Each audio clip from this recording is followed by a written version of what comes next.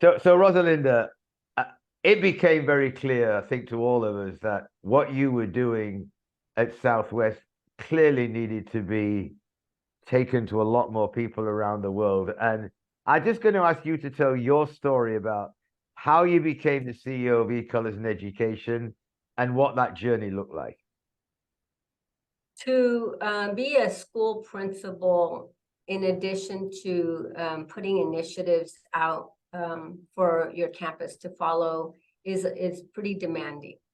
And soon after we were seeing the success, whether it was academically, the gains were getting better, attendance increasing, whether it was the gang violence being reduced, everyone then wanted to know, what's the formula? What are you doing? And so that required me initially to then expand it to the rest of the school district that I was in. So we're talking elementary campuses, the residential high school. And so that became a lot of work, which we were planning on doing anyway, because it's within the realm of my sphere of influence of people who I was around that I could have these conversations with. But when other school districts called and other people wanted to know what it is that you're doing, I soon realized I was running out of time because I needed to be a campus principal, but people needed me to share with them and show them how we implemented the different aspects of e-colors and personal intervention into a school system. So it was about year 3 going into year 4, where we had, you and I, Louis, had talked about potentially, and I would say year 3 of my principalship, going to the 4th year of my principalship. You and I had talked about expanding this beyond the work that we were doing at Southwest Schools. So when that happened, the last year was very intentional about not just having workshops with children, but conducting videos, having testimonies, addressing the different issues that were coming up in the campuses like bullying, and having that resource of information available to other people. So that's part of some of that work that we had done prior to ever e-colors in education coming into existence. When I left my campus, June 2013, when I left my campus then, I had immediately started planning a leadership institute. So one of the things that I knew that on campuses at schools, if there was going to be any buy-in, you needed to have the buy-in of leadership. Well, the only way that they could buy in is if you invest in growing leaders. So a leadership institute became the standard of how we then would bring in new clients to teach them the different tools and techniques and how they were utilized in that school setting. Do you have any additional questions for me? It's all coming back to me now, and I think some of the work that was done, was quite remarkable. I mean, for example, when we first started doing the Leadership Institute, we were bringing people from all different walks of life. And I think this is something that for all the people who are currently practitioners and just starting their journey, the common thing you continually hear is, I should have known this before. I wish I'd known this back when. And, there's so many memories came from those leadership institutes, but even, and it's probably worth talking about for a moment, Rosalinda, is if you had to give just 2 or 3 nuggets for people who have a huge desire to take all of this into a school, what are some of the things that the kind of bumps in the road, if you like, that you've got to be able to manage? You have to help people know what could fund you coming in, because most people would love to have your resources, to have your training, but a lot of times they're stuck on what monies are out there in order for me to be able to bring this in. And so I always lent my expertise to share with them about different grant opportunities, if not partnerships. And that's why I heavily mentioned Chevron early on, because had they not sponsored a lot of the events that were happening, it would have been really hard for us to be able to have the materials that we needed, the supplies to conduct the different trainings and workshops we did for parents, for the children and the staff. And lastly, the reason why I mentioned the Leadership Institute is because I knew that, at least for us in the States, the campus principal had an idea of what the campus budget was. So if they had an idea of what that campus budget was, then they would know a year in advance where they could invest some of that money, so that they could start planning and coordinating the invitations to create these different workshops at their particular campus. So that's what I would suggest to start with. Right.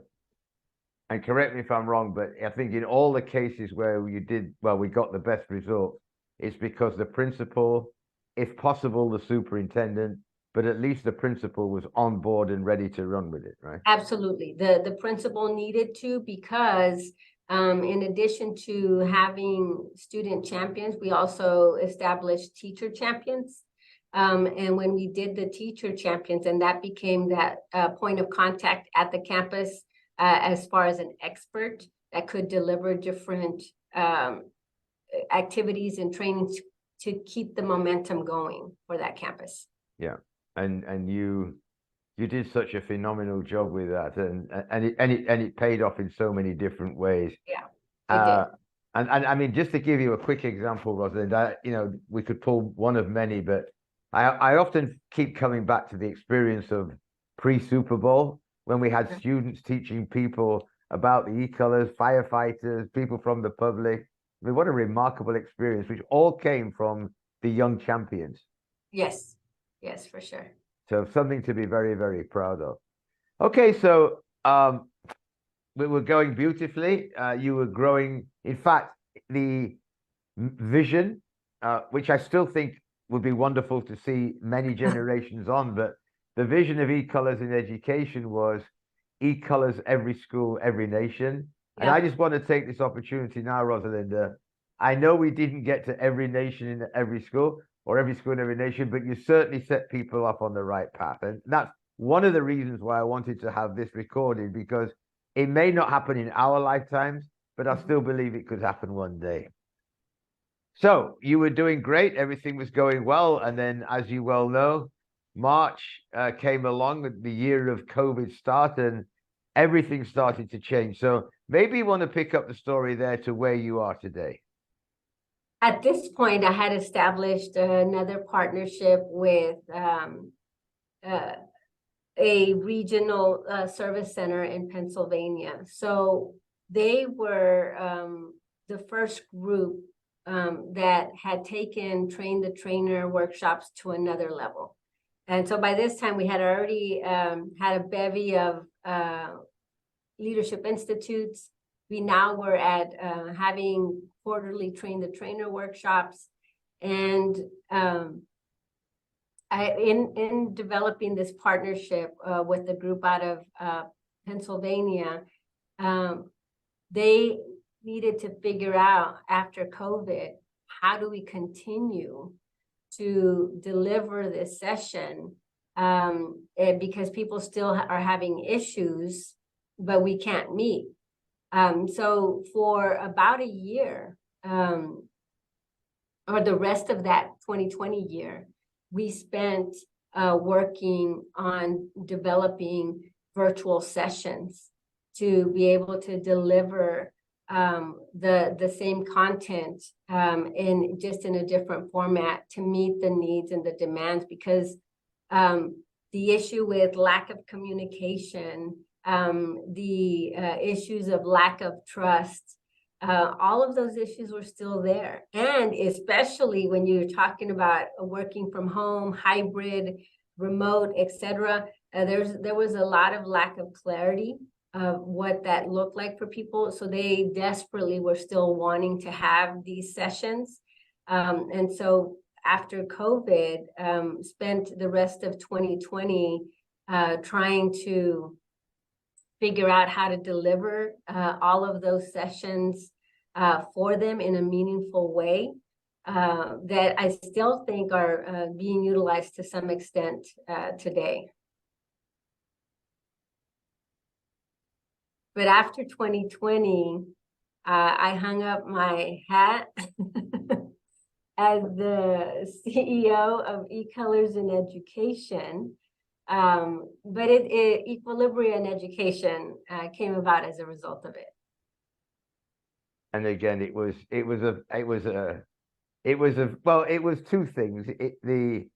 Correct me if I'm wrong, but the other thing about, as you mentioned earlier, right at the beginning of this discussion, is it did give you the chance to spend a lot more time with your two beautiful children at home, because obviously for all the work you were doing in eColors in Education, it was a lot of time on the road, a lot of help from family, around. And so it could, for you, I'm sure it was a sentinel moment and really time to start focusing on your kids. And also, well, as it turned out, you're now in a beautiful place that you actually have a history with.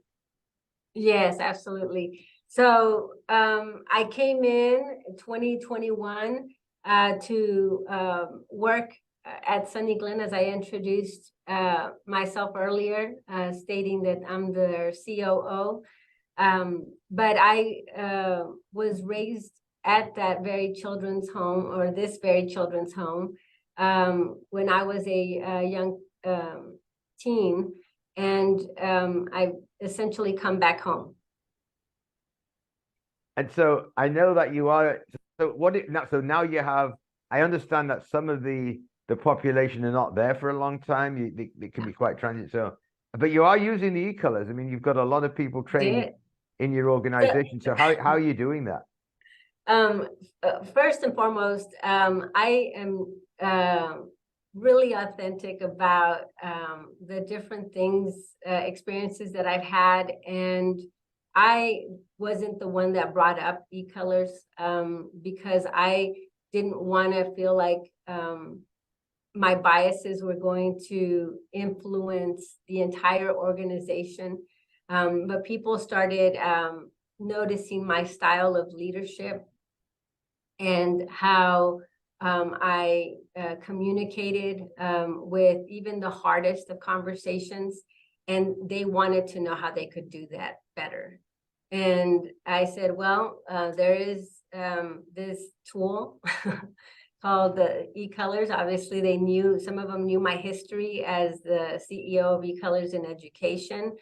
And I said, if you are interested, there's a practitioner licensing, and I can have you connected. And they did. They took off, the training department took off with it. At that time, I wasn't overseeing the training department. It was another young lady, and she really wanted for all new employees, because we take care of other people's children, to have an understanding of the different dynamics and personalities. But they also knew from the personal intervention side that it takes them to do better and be better for the environment to be conducive to living for however long we have these children. And so our staff is 100% trained, and we have over 700 employees because it's part of the system that we now use to ensure that everyone has an awareness of their strengths that they bring to the team that they've signed up for. And then we hold them accountable to any of those potential limiters so that they, again, don't use the potential limiters as an excuse for not knowing or doing better, because the potential limiters are there for them to be aware of where they can improve. So yes, we use it at our organization. entirely across all the different sites where we're at. Wonderful.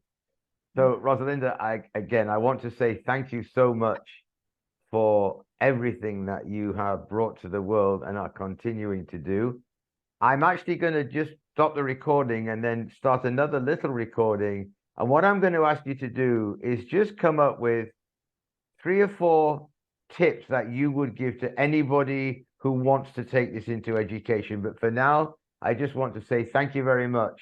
And will always be a very special part of our lives. Thank you. Thank you. I appreciate you.